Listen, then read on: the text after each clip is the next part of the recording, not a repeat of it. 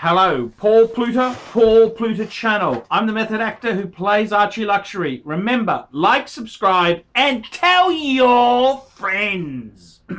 That's right, tell these miserable friends who won't lend you a dime to subscribe to my channel. Today, I'm answering an email for Stephen. He's a bit of an IWC, so I had to strap on my IWC Ingy. He writes, "Hi Archie, I hope you're well and I'm loving your new vids. I feel vindicated in the ownership of my IWC Mark XII. I've had it now for over 20 years and it's been a wonderful companion to me. It was manufactured before the company started to use ETA movements, I believe. Inside, the Mark XII beats a JLC 889/2. However, no finishing on the movement at all except the IWC logo on the rotor. You've been correct with your critical eye of the company in the past. They did themselves a great disservice by dropping unfinished ETA movements into their various models for sure, I think. Anyway, Arch, I hope your IWC is treating you well, and I will send you a little more money next month along with a photo of my collection. Finally, I love my 5127G white gold Patek Calatrava, just very similar to my 5107. And he's got a 42mm Explorer 2 Rolex. Thanks once again to you. And he's also got his IWC Mark XII.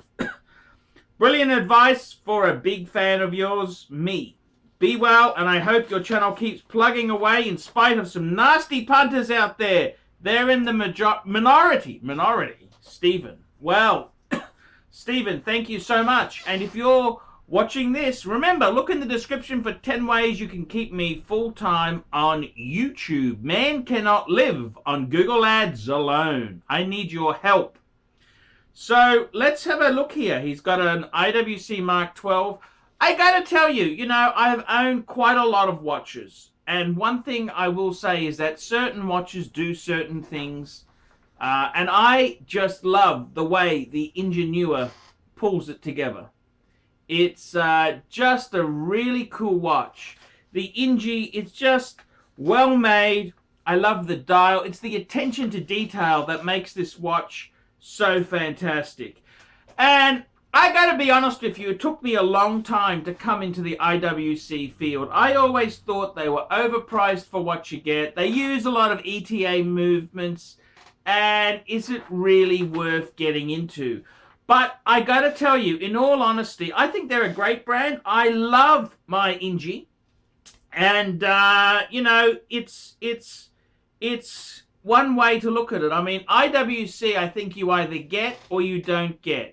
It's a brand which I think people come to, once they start, everyone starts off with cheapies, then you start looking around, and IWC really is I think it's a really cool watch, not just because of, different watches, it's different things, but it's so well executed. The way the dial, the attention to detail on this piece is just fantastic. So I gotta tell you honestly, I love my IWC. However, it's taken me a long time to come to the brand.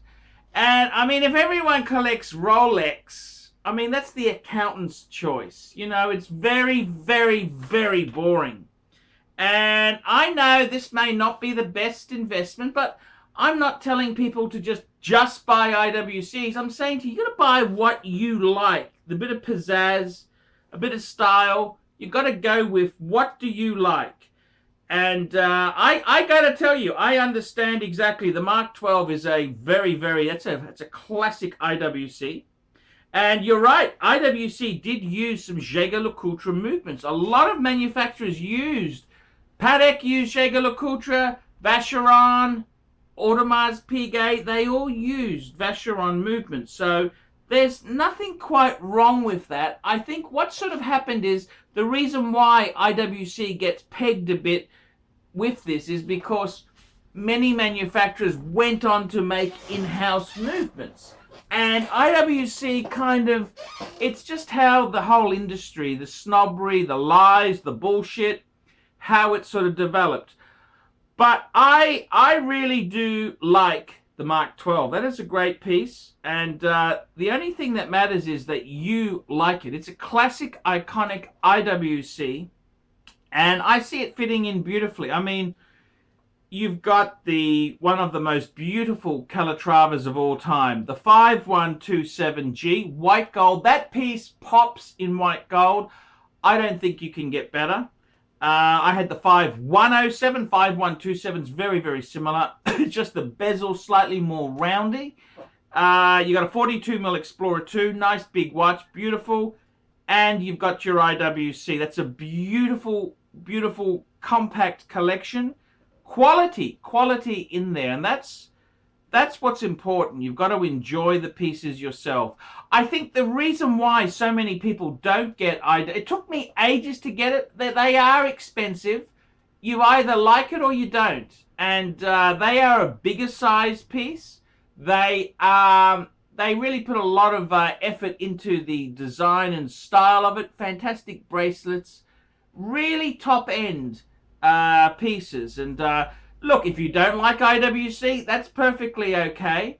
I think they are a bit of an acquired taste. You know, you've got to come to it slowly. I like to try it. It's like a cheese. You know, you don't just start eating it. You know, when we're young, we like salty and sweet things. Later on, we like the you know, the rancid sort of bluey cheeses and, you know, vintage cheeses. It takes a while for us to understand this stuff, and I think IWC is, you know, it's not just something you jump into. It's you do a few rounds and you get into what you like. I really like the brand. Good brand to experiment with. It's got to have some fun. You want to have some fun, and you want to enjoy yourself. So Stephen, thank you so much. Great collection there. Those 3 pieces, so cool. I love the Patek, love the 42mm X2 and the IWC. Stephen, what more could you want? Well done, and thank you so much for watching the Archie Luxury channel. Thank you, and don't forget, like, subscribe, and tell your friends about my channel.